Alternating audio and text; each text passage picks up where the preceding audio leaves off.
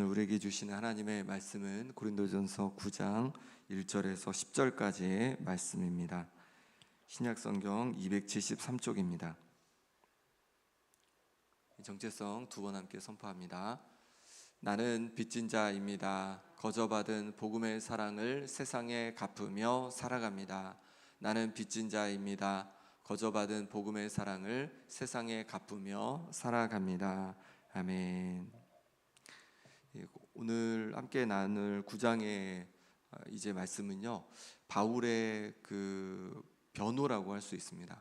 고린도 교회 성도들 중에서 바울을 비판하는 성도들이 있었고, 거기에 대해서 바울이 자신을 변호한 것이 오늘 함께 읽은 고린도전서 9장이라 할 수 있겠습니다. 여기서 우리가 우선 기억할 것은 심지어 바울이 비판을 받았습니다. 그러니 우리도 마찬가지라는 거죠. 우리도 비판을 받을 수가 있다는 거죠. 교회에서, 또 내가 일하는 일터에서, 또 가정에서 우리가 잘못해서 그럴 수도 있겠지만, 그렇지 않아도 우리가 비판을 받고 또 우리에 대해서 좋지 않게 이야기하는 사람들이 있을 수 있다는 것입니다. 그러니 그것을 우리가 기억하고 살아가는 것이 우리에게 도움이 될 것입니다. 왜냐하면 우리에게 언제든지 다가올 수 있는 일이기에 바울도 그랬으니 내게도 그럴 수 있겠구나 라고 생각한다면, 그런 일이 닥칠 때 우리가 너무 힘들지 않고 너무 아파하지 않고 그 일들을 이겨갈 수 있을 겁니다. 그러면 바울은 어떻게 자신을 변호하는지 한번 보겠습니다. 먼저 사도로서의 자신의 자격을 먼저 말합니다. 1절 말씀 같이 읽겠습니다. 내가 자유인이 아니냐, 사도가 아니냐, 예수 우리 주를 보지 못하였느냐, 주 안에서 행한 나의 일이 너희가 아니냐. 아멘. 바울에 대한 비판 중에 가장 으뜸이 되는 비판은 뭐냐면, 바울이 과연 자격이 있냐라는 것이었습니다. 바울이 과연 사도이냐라는 것이었습니다. 그것이 부정돼 버리면 바울이 전한 복음도 부정이 될 수 있고, 바울이 행한 모든 사역도 부정이 될 수가 있는 거죠. 그러니 바울은 먼저 자신의 사도됨에 대해서 주로 이렇게 변호를 하는 것을 보게 됩니다. 먼저 바울은 자신이 자유인이라고 이야기를 하고 있습니다. 종이 아니라 자유인이라는 거죠. 자유롭게 할 수 있는 자라는 것입니다. 그 다음에 사도라고 합니다.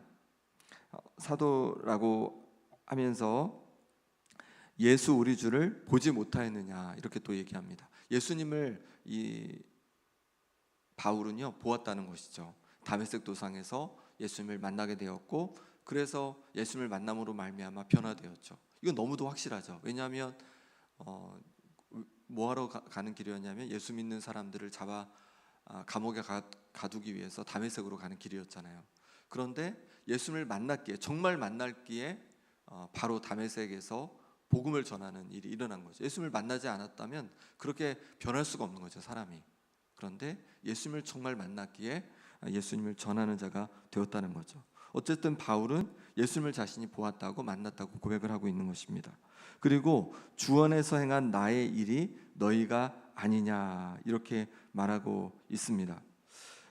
자신이 행한 일이 자신이 사도됨을 보여준다는 것이죠. 그러면 바울이 주님 안에서 행한 일이 무엇이냐? 그것은 바로 너희다라고 얘기하고 있습니다. 고린도 교회 성도들이 그 열매라는 것이죠. 바울이 고린도 교회 복음을 전하여서 이제 믿는 자들이 하나도 없을 때 그곳에서 복음을 전하여서 믿는 자들이 생겨나고, 그리고 교회가 생겨났습니다. 그러니 그들이 열매인 거죠. 사도라는 것 뜻 자체가 보냄받은 자라는 거잖아요. 주님께 보냄받은 자, 복음을 위해서, 구원을 위해서 보냄받은 자라는 거잖아요. 그러니 그 열매를 통하여서 바울 자신이 사도인 것이 증명되는 것이죠. 그들의 존재 자체가 바로 바울의 사도됨을 증명하는 것입니다. 우리가 하나님 앞에 맺을 열매가 무엇입니까? 하나님 앞에 드릴 열매가 무엇입니까? 하나님께 보여드릴 열매가 무엇입니까? 바울이 고린도 교회가 하나님 앞에 보여드릴 열매고 자신을 증명하는 열매였다면, 우리가 하나님 앞에 드릴 열매는 사람인 것이죠. 우리가 복음을 전하여서 구원에 이르게 된 사람이 우리가 하나님 앞에 보여드릴 열매인 것이죠.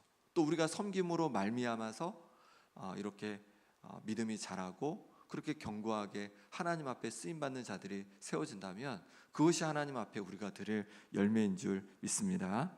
그러니 우리가 복음을 위하여서 사람들에게 복음을 전하여서 구원에 이르도록 하고 또 사람들을 믿음 안에서 자라도록 세워가는 것, 그것이 너무 귀한 사역이죠. 그래서 전도하는 일들이 너무 귀한 것이고 우리 교회에서 이제 붕어빵 전도하고 있지만 그 사역들이 너무 귀한 거죠.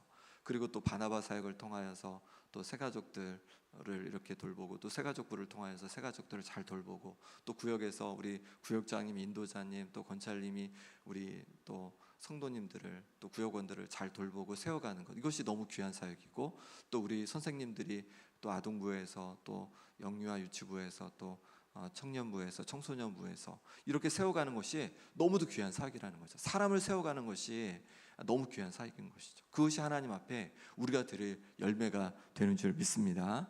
그런 이 사역들을 또 열심히 계속 감당해 주시고 이 사역들을 사모해 주시고 그래서 하나님 앞에 귀한 열매들을 올려드릴 수 있기를 바랍니다.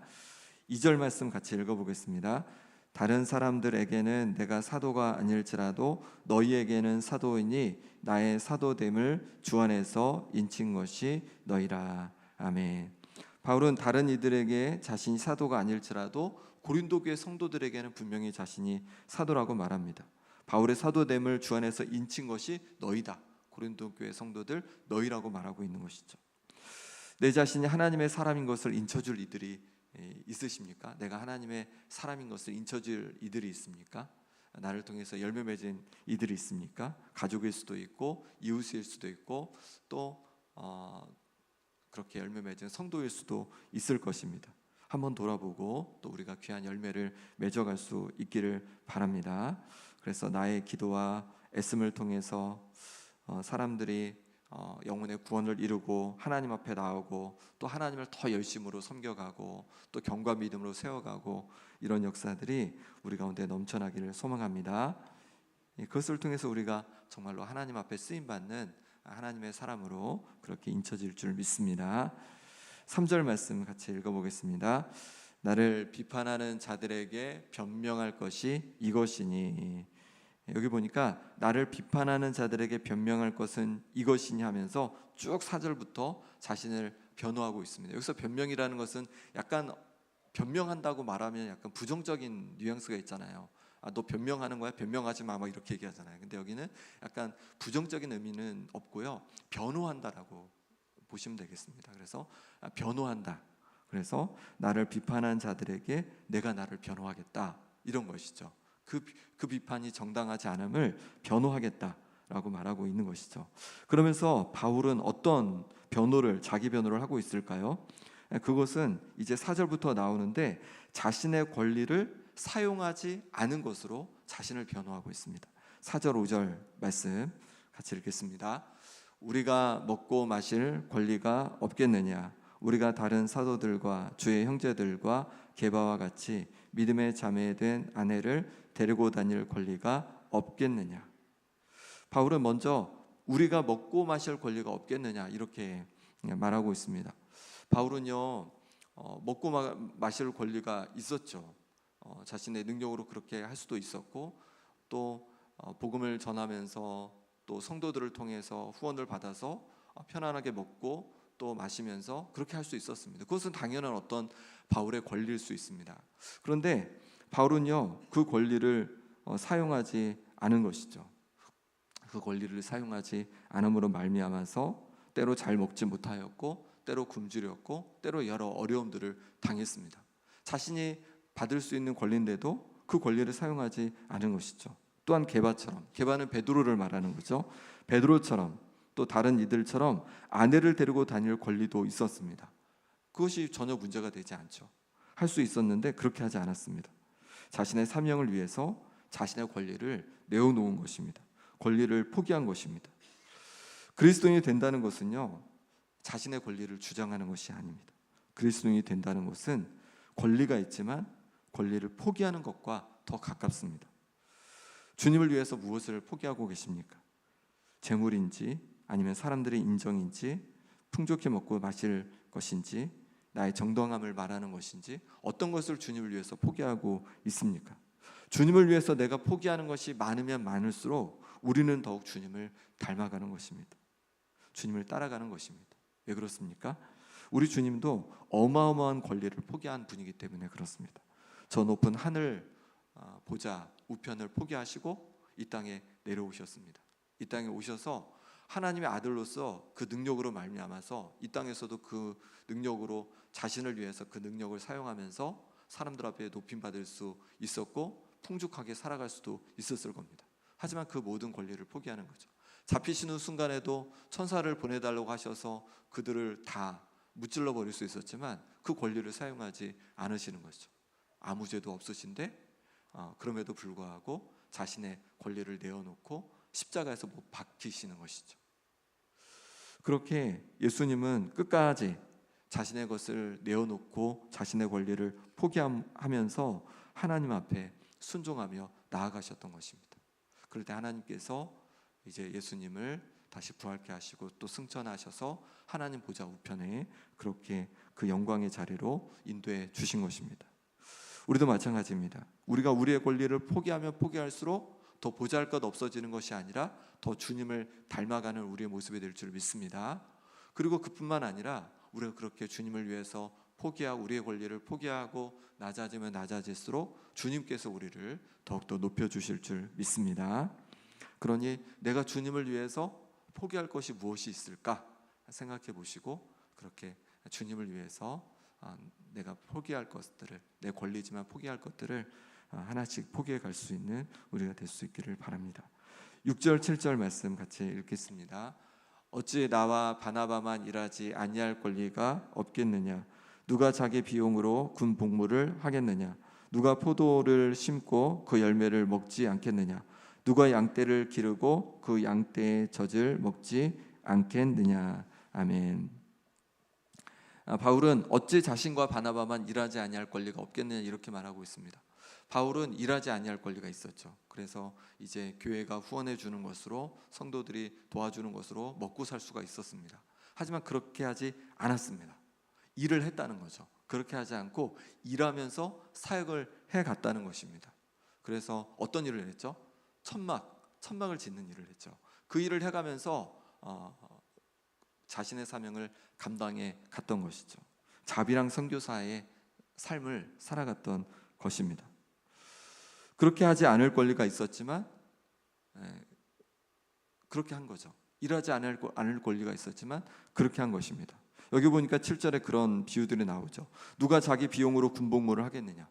군복무를 하면서 자기 비용으로 하는 사람은 없죠. 나라에서 주는 것으로 월급을 받으면서 군복무를 합니다. 저 때는 이제 우리 성도님들 때는 이제 군복무하면 월급이 너무 작았지만 지금은 엄청 많이 준다고 그래요. 그래서 그 제대하면 몇 천을 이렇게 모아서 나올 수 있다고, 잘 아꼈으면 그렇다고 얘기하더라고요. 나라에서 돈을 주죠. 군복무를 하면 줍니다. 그 받는 것이 너무 당연한 것이죠. 그리고 포도를 심었으면요, 왜 심어요? 열매를 먹으려고 포도를 심는 것이죠. 양떼를 기른다는 것은요, 그 양떼의 젖을 얻기 위해서 그것을 하는 겁니다. 그 얻는 것이 너무나 당연한 것이죠. 그런데 바울은요, 복음을 전하면서 스스로 그 권리를 포기한 거죠.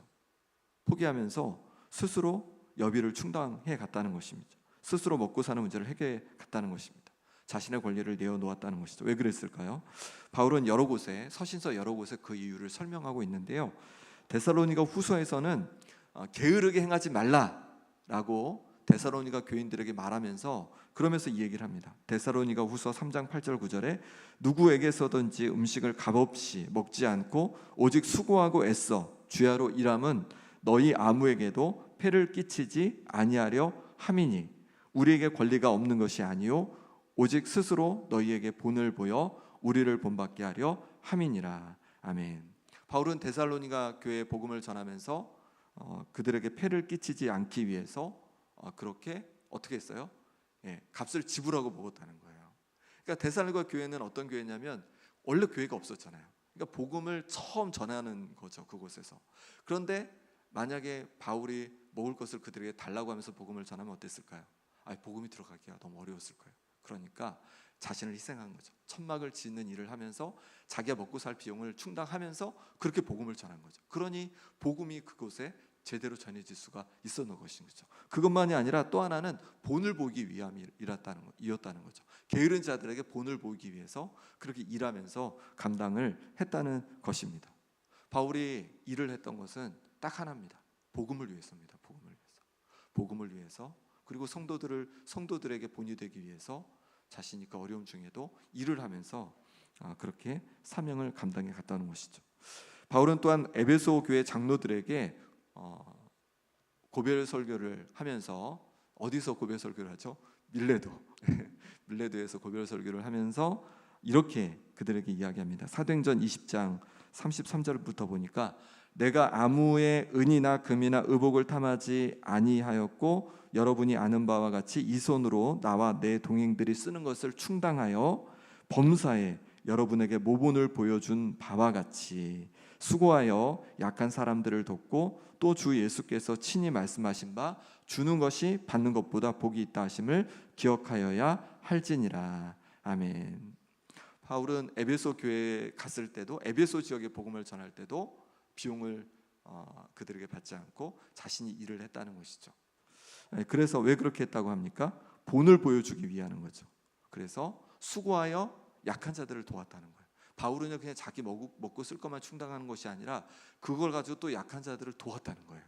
그래서 본을 보였다는 거죠. 장로들에게 본을 보여줬다는 것입니다. 그래서 친히 주님께서 말씀하신 바와 같이 주는 것이 받는 것보다 복이 있다, 이 말씀을 본을 보여줬다는 것이에요. 성도들을 위해서, 또 성도들에게 본을 보이기 위해서 그렇게 바울은요 자신의 권리를 사용하지 않았다는 것입니다. 우리도 바울의 이 모습을 본받으면 좋겠습니다. 그래서 성도들을 위해서, 또 주님의 몸된 교회를 위해서 나의 권리를 내어놓는 거죠. 내가 권리가 있지만 권리를 내어놓는 거죠. 주님을 위해서, 또 주님의 몸된 교회를 위해서, 성도를 위해서. 그럴 때 그것을 통해서 주님께서 놀라운 일들을 이루어 가실 줄 믿습니다. 지금도 자비랑으로 섬기는 많은 선교사님들이 있습니다. 선교지에서 여러 어려움이 있지만 그래도 일을 해가면서 복음을 전하는 선교사님들이 많이 있어요. 제가 그 터키에 갔을 때 제 선배는 이제 태권도를 해가지고 막 이렇게 현지 아이들을 가르치면서, 그렇게 힘들잖아요. 그곳에 복음을 전하기가. 그래서 만나면서 복음을 전하는 모습을 보기도 했습니다. 또 목회자들 중에도 요즘엔 이런 목회자들이 많이 일어나고 있어요.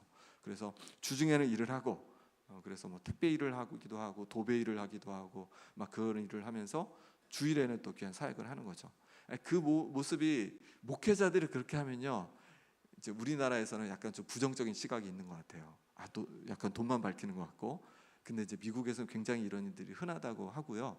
우리나라에서도 그런 인식들이 점점 변하고 있는 것 같습니다. 일을 하거나 일을 하지 않거나 다 귀한 사역인 줄 믿습니다.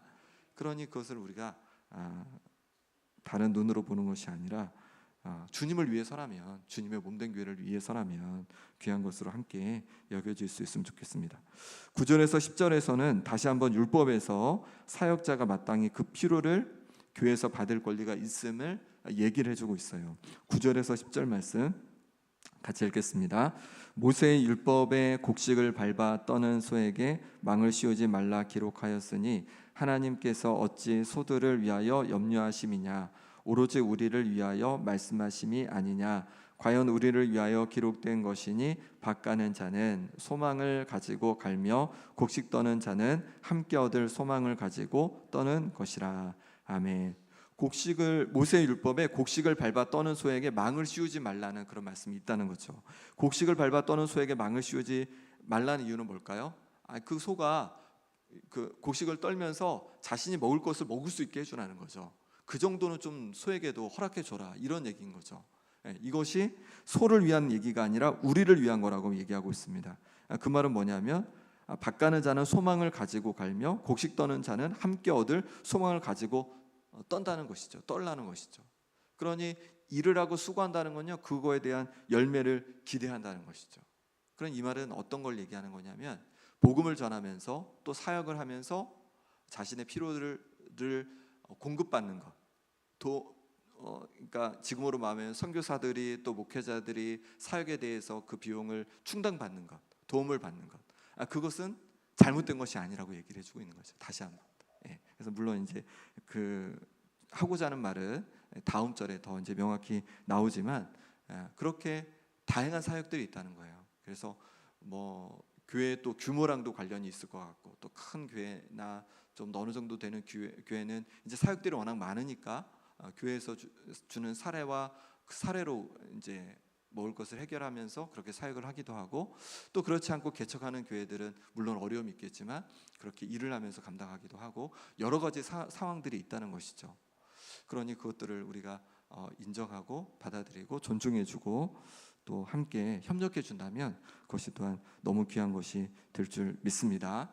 바울도 마찬가지입니다. 바울도 이제 본인이 쓸 것을 충당하며 본인이 일을 했지만 항상 그런 것은 아니에요. 또 보면은 이제 가는 곳곳에서 또 도움을 받기도 하고, 또 자신이 후원받은 것으로 다른 교회를 돕기도 하고 다른 사역자를 돕기도 하고, 이런 일들 또한 일어났습니다.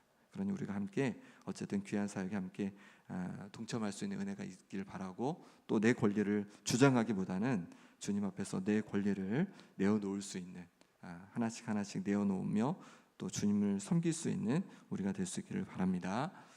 예, 함께 기도하겠습니다. 이 시간 기도하실 때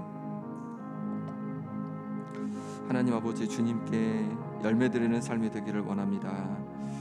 주님을 알지 못하는 이들을 주님께로 인도하고 또 믿음이 자라도록 도와 열매 맺는 인생이 되기를 원합니다. 가족들을, 또 친구들을, 이웃들을 그렇게 세워가는 주님의 사람이 되게 하여 주옵소서. 내게 있는 권리를 주장만 했던 모습을 주님 긍휼히 여겨 주옵소서. 이제 내 권리를 주장하기보다는 주님을 위해서 내 권리를 때로 포기하는 주님을 닮은 그런 삶이 또 인생이 되게 하여 주옵소서. 아픈 한우들을 주여 만져주시기를 원합니다. 김봉자 권사님, 오기숙 권사님, 김병태 집사님, 강우윤 집사님, 최혜경 간사님, 윤봉자 권사님, 그리고 노아위에서 현경훈 집사님 위해서, 그리고 강영심 권사님 위해서 회복을 위해서 기도해 주시고, 우리 다음 세대를 위해서도 함께 기도하겠습니다. 하나님 아버지께서 붙잡아 주시기를 원합니다. 주님께 붙잡아 주셔서 정말로 주님께 열매드리는 삶이 되어지기를 원합니다. 주님을 알지 못하는 이들에게 복음을 전함으로 말미암아 아버지 하나님 정말로 귀한 열매들이 맺어지게 도와주시고, 아버지 믿음이 연약한 이들을 아버지의 믿음으로 굳게 세워가는 아버지의 귀한 사명을 온전히 감당해 갈 수 있기를 원합니다. 하나님 아버지, 주께서 붙잡아 주셔서 우리 안에 귀한 사역들이 넘쳐나게 하여 주옵소서. 그래서 어린 영혼들이, 또 아버지 하나님 귀한 믿음이 연약한 이들이, 또 새 가족들이 정말로 믿음이 굳건하게 세워져 갈 수 있도록 하나님 도와 주시옵소서. 그래서 주님께 영광 돌리는 우리의 삶의 모습이 되도록 역사하여 주시옵소서. 하나님 아버지, 붙잡아 주셔서 내게 있는 권리를 주장하기보다는 주님을 위해서 내 권리를 때로 포기하는 주님을 닮은 인생이 되게 하여 주옵소서. 그래서 내 것만 주장하기보다는 내 것을 주님 앞에 드리고 내어드리고 주님과 더불어 주님을 닮은 인생으로 살아가게 하여 주옵소서. 아픈 어르께서 만져주시기를 원합니다. 심장을 쥐어 강건케 하여 주옵소서. 기관지가 온전히 회복되게 하여 주시옵소서. 안에서 온전히 노임받는 역사가 있게 하여 주시옵소서. 배가 온전히 주님 강건케 하여 주시옵소서. 하나님 아버지께서 붙잡아 주셔서 주님 부으신 은혜로 말미암아서 아버지 하나님 정말로 안에서 온전히 회복되는 역사 일어나길 원합니다. 하나님 아버지, 신장을 쥐어 강건케 하여 주시옵소서. 아버지 부흥마다 회복되게 하여 주시옵소서. 아버지 하나님 온전히 주께서 주신 은혜로 말미암아 강건케 하여 주시옵소서. 우리 다음 세대를 붙잡아 주시옵소서. 믿음의 세대가 도와주시고 하나님 기뻐하시는 세대가 되도록 역사하여 주시옵소서. 주님 붙잡아 주시옵소서. 하나님 아버지, 하나님 앞에 드릴 열매가 있는 인생이 되어지기를 원합니다. 주님을 알지 못하는 많은 이들에게 주님을 전하고 주님께로 인도케 하여 주옵소서. 주님, 믿음이 연약한 이들을 또 믿음으로 굳건히 세워가는 그렇게 정말로 귀하게 사람을 세우는 데 쓰임받는 우리의 모습이 되게 하여 주옵소서. 그래서 우리를 통하여서 정말로 우리가 심는 작은 헌신들을 통하여서 우리의 가족들이, 또 친구들이, 또 이웃들이, 성도들이 믿음으로 굳게 세워져 가는 역사가 있게 하여 주옵소서. 내게 있는 권리를 주장하기보다는 주님을 위해서 내 권리를 때로 포기하며 주님을 닮아가는 인생이 되게 하여 주옵소서. 아픈 성도들 기억해 주셔서 육신을 강건케 하여 주시고, 여러 어려움 속에 있는 성도들 기억해 주셔서 그 어려움에서 노임받게 하여 주옵소서. 우리의 다음 세대가 믿음의 세대요 부흥의 세대가 되게 하여 주옵소서. 하나님 아버지, 지나갈 이 세상의 일들로 마음이 흐트러지지 않고 마음의 중심을 오직 주님께로 향할 수 있도록 성령님 도와주시기를 간구하며 귀한 예물을 올려 드립니다. 예물 기뻐 받아주시고 이 기도의 제목대로 온전히 주님께 마음을 향하여서 담대히 주님과 더불어 살아가는 이 가정이 되게 하여 주옵소서. 예수 그리스도 이름으로 기도합나이다. 아멘. 하늘에 계신 우리 아버지